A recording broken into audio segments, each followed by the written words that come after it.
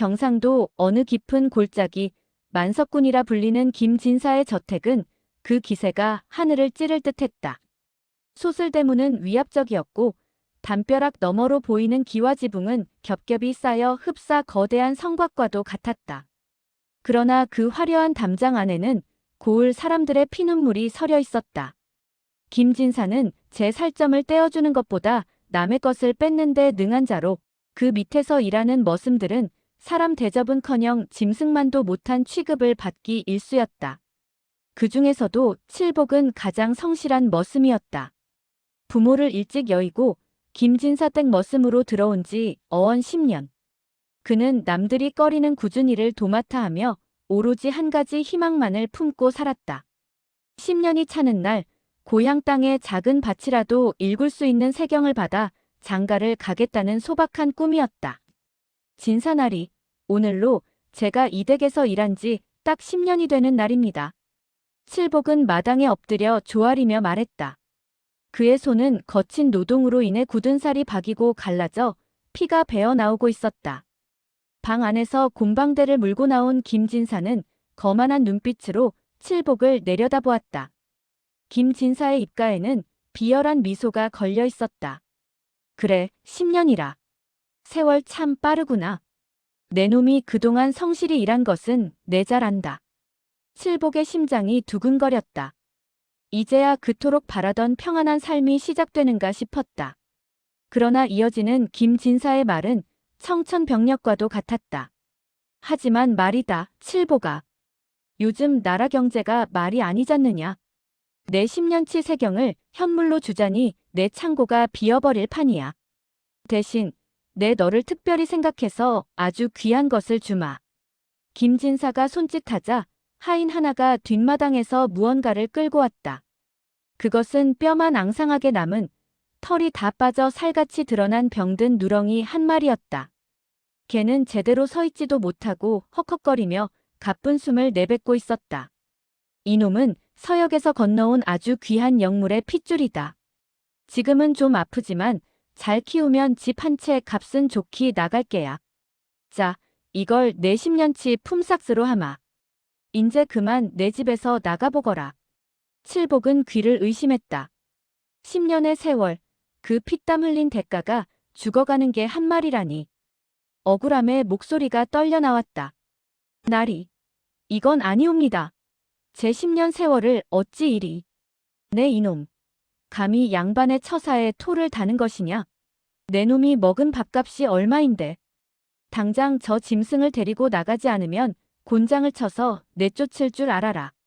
김진사의 호통에 힘없는 머슴 칠복은 항변 한 번 제대로 못하고 쫓겨났다.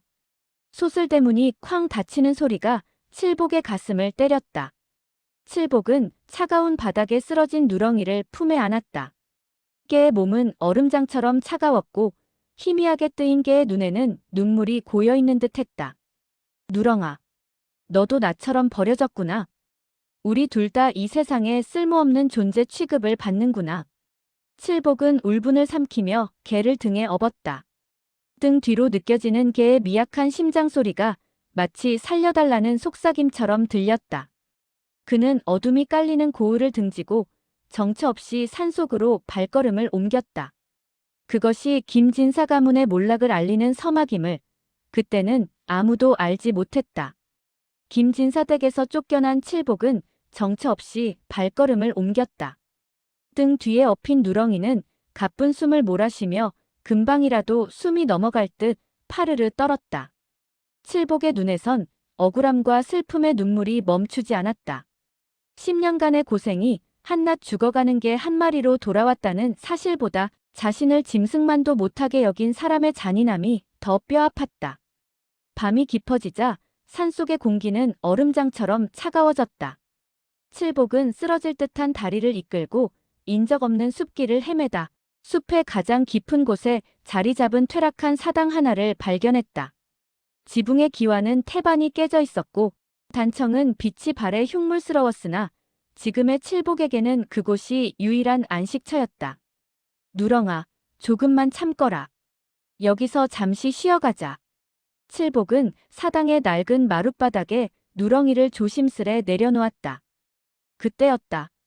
구름 뒤에 숨어있던 보름달이 모습을 드러내며 사당 안으로 서늘한 달빛을 쏟아내기 시작했다. 보통의 달빛과는 달랐다. 그 빛은 마치 살아있는 실처럼 엉겨붙으며 사당 중앙에 놓인 낡은 신의를 휘감았다. 칠복은 너무 지쳐 잠시 눈을 붙였으나 이내 기이한 소리에 잠에서 깨어났다. ቅ르르, ቅ르르. 낮게 깔리는 짐승의 가르랑거림. 칠복이 놀라 옆을 보니 누렁이의 몸에서 연기 같은 푸른 안개가 피어오르고 있었다. 사당 주위에 머물던 영험한 기운이 보름달의 인력을 따라 누렁이의 마른 몸속으로 빨려 들어가고 있었던 것이다. 칠복은 공포에 질려 뒷걸음질 쳤다. 누렁이의 앙상하던 근육이 부풀어 오르기 시작했고 듬성듬성 빠져있던 털들이 칠흑 같은 어둠 속에서도 번뜩이는 황금빛으로 돋아났다. 무엇보다 충격적인 것은 개의 눈이었다. 감겨있던 눈이 번쩍 뜨였을 때 그 안에는 짐승의 안광이 아닌 증오와 지혜가 서린 핏빛 불꽃이 타오르고 있었다. 누렁아. 칠복의 목소리에 거대한 개가 고개를 돌렸다. 이제 그것은 개라고 부르기엔 너무나 거대했고 위압적이었다. 하지만 그 영물은 칠복을 해치는 대신 그의 앞에 다가와 젖은 코를 칠복의 손바닥에 갖다 대었다. 칠복은 느낄 수 있었다. 이 개의 몸속에 흐르는 것은 단순한 피가 아니라 10년간 자신이 억눌러왔던 울분과 원통함이 응집된 거대한 힘이라는 것을. 사당 안의 공기가 진동했다. 누렁이는 사당 밖, 김진사의 저택이 있는 방향을 향해 낮게 으르렁거렸다. 그 소리는 마치 산천을 뒤흔드는 천둥 소리와도 같았고 칠복은 본능적으로 깨달았다. 하늘이 버린 공의를 이 짐승이 대신 집행하려 한다는 것을. 달빛 아래 각성한 영물의 그림자가 사당 벽면을 가득 채우며 길게 늘어졌다. 그것은 김진사 가문의 몰락을 예고하는 거대한 저주의 그림자였다. 칠복이 병든개를 데리고 떠난 지 사흘째 되던 날이었습니다. 김진사의 저택에는 평소와 다른 기묘한 정적이 감돌기 시작했습니다. 소슬대문 위의 기와에는 정체 모를 까마귀 떼가 몰려들어 낮게 울어댔고 마당을 쓸던 하인들은 이유 없이 뒷덜미가 서늘해지는 소름을 느껴야 했습니다. 그날 밤 김진사는 꿈을 꾸었습니다. 10년간 부려먹다 내쫓은 칠복이 나타나 자신을 뚫어지게 쳐다보는 꿈이었습니다. 그런데 칠복의 뒤편 어둠 속에서 거대한 핏빛 안광 두 개가 번뜩이더니 이내 집채만한 그림자가 나타나 김진사의 목을 조르는 것이 아니겠습니까? 식은땀을 흘리며 깨어난 김진사는 천한 것들이 감히 라며 곰방대를 신경질적으로 내던졌지만 떨리는 손은 멈추지 않았습니다. 불길한 징조는 여기서 끝이 아니었습니다. 다음 날 새벽 곳간을 열어본 집사 노인은 경악을 금치 못했습니다. 가문을 지탱하던 수천 석의 쌀가마니가 하룻밤 사이에 새카만 재로 변해 있었던 것입니다. 불이 난 흔적도 없었고 오직 쌀들만이 마치 보이지 않는 불에 타버린 듯 재가 되어 바닥에 흩뿌려져 있었습니다. 날이 큰일 났습니다. 곳간이 우리 집안의 곳간이 모두 재가 되었습니다. 집사의 비명에 김진사가 달려나왔지만 그가 마주한 것은 잿더미 위에 찍힌 거대한 짐승의 발자국이었습니다. 그것은 일반적인 개의 것이라기엔 너무나 컸고 발자국 주위의 흙은 마치 고온에 구워진 듯 단단하게 굳어 있었습니다. 그날 이후 김진사 댁의 공기는 눈에 띄게 탁해졌습니다. 한낮에도 해가 들지 않는 듯 집안 곳곳에 음산한 그늘이 졌고 안방마님은 원인 모를 고열에 시달리며 개가 온다. 붉은 눈의 개가 우리를 데려온다. 며 헛소리를 하기 시작했습니다. 마을 사람들 사이에서는 벌써 소문이 파다했습니다. 김진사가 머슴의 세경 대신 던져준 그 병든 개가 사실은 가문을 무너뜨릴 신물이었으며 이제 그 보복이 시작되었다는 것이었습니다. 사극 배경에 고요했던 마을은 이제 김진사 댁에서 들려오는 기괴한 비명과 소문으로 술렁이기 시작했습니다. 밤이 깊어지자 김진사 저택의 지붕 위로 다시 한번 보름달이 차올랐습니다. 그리고 담장 너머 어둠 속에서 무언가 거대한 것이 가르랑거리며 집안을 관찰하는 소리가 들려왔습니다. 가문의 영광이 무너져 내리는 소리가 서서히 들려오고 있었습니다. 국간이 잿더미로 변한 사건 이후 김진사 댁의 위세는 급격히 기울기 시작했습니다. 하지만 더 큰 재앙은 재물이 아닌 사람에게서 시작되었습니다. 김진사가 자신의 목숨보다 아끼며 금지옥엽으로 키워온 외아들 윤보가 돌연 실성해버린 것입니다. 사건은 달빛조차 구름에 가려 보이지 않던 칠흑 같은 어느 밤에 일어났습니다.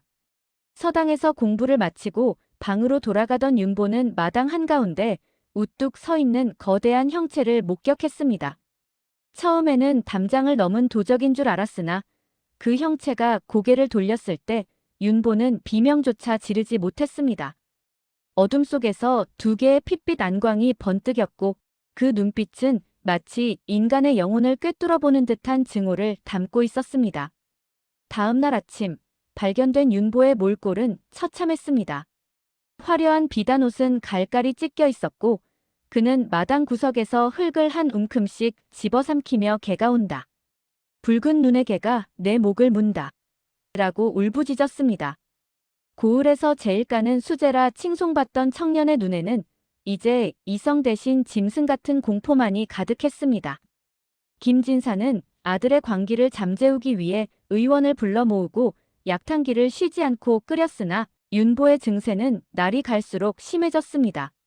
그는 밤마다 개처럼 짖으며 방벽을 손톱으로 긁어댔고 김진사가 다가오면 당신이 죽인 개야. 당신이 버린 그놈이 돌아왔어. 라며 아비를 공격하기까지 했습니다.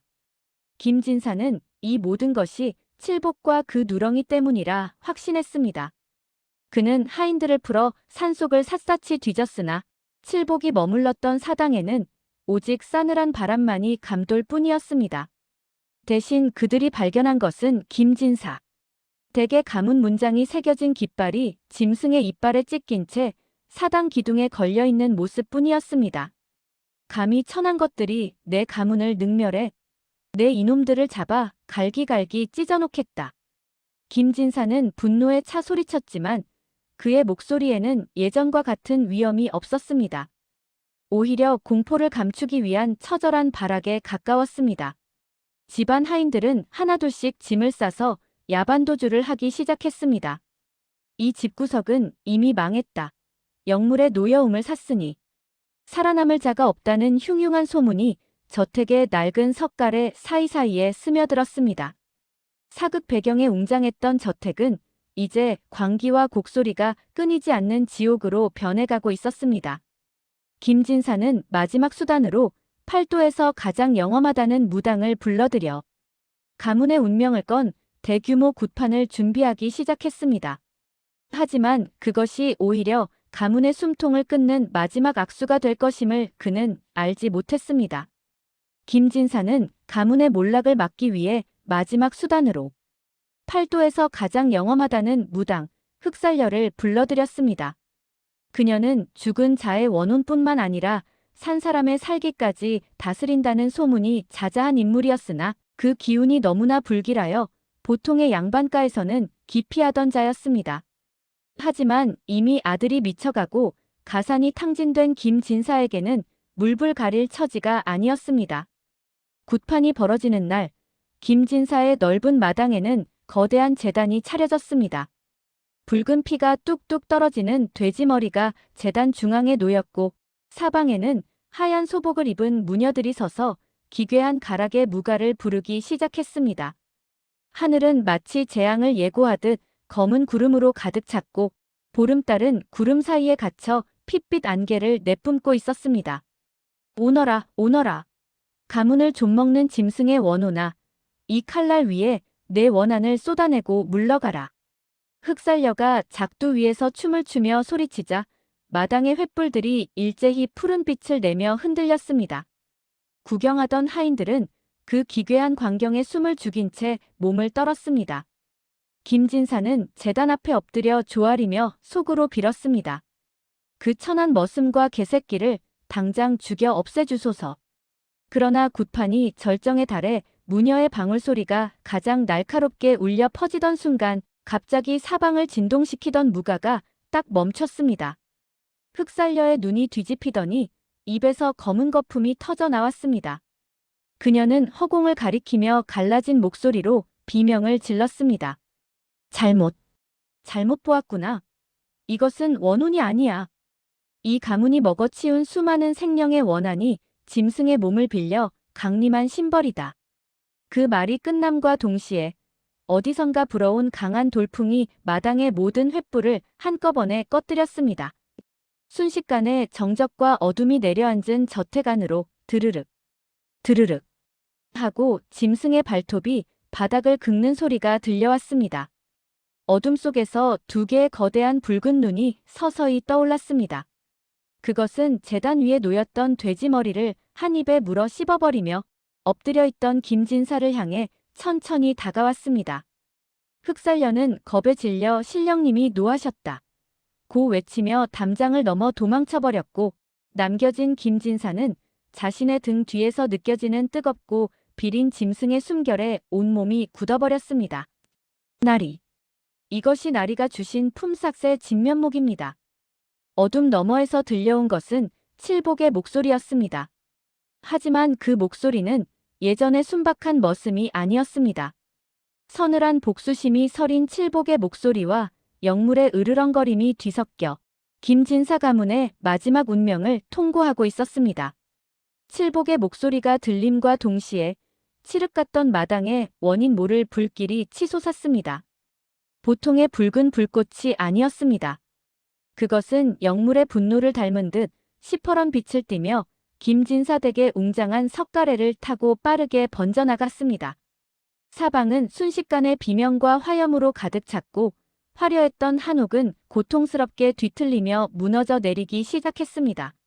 내 집, 내 재물들, 저놈을 당장 죽여라. 하인들은 무엇을 하느냐? 김진사가 비명을 지르며 하인들을 찾았지만 이미 공포에 질린 하인들은 담을 넘거나 불길을 피해 달아난 지 오래였습니다. 그가 믿었던 가문의 권위는 불타는 기와 조각보다도 힘없이 바스러졌습니다. 김진사는 타오르는 불길 사이로 천천히 걸어나오는 거대한 그림자를 보았습니다. 그것은 더 이상 개의 형상이 아니었습니다. 집채만한 덩치에 온몸에선 붉은 불꽃 같은 털이 휘날리고 있었으며 그 눈은 김진사가 빼앗았던 수많은 사람의 원한을 담은 듯 핏빛으로 이글거리고 있었습니다. 영물이 포효하자 저택의 대들보가 두 동강나며 쏟아졌습니다. 김진사는 뒤로 넘어지며 기어 도망치려 했으나 영물의 발톱이 그의 앞길을 가로막았습니다.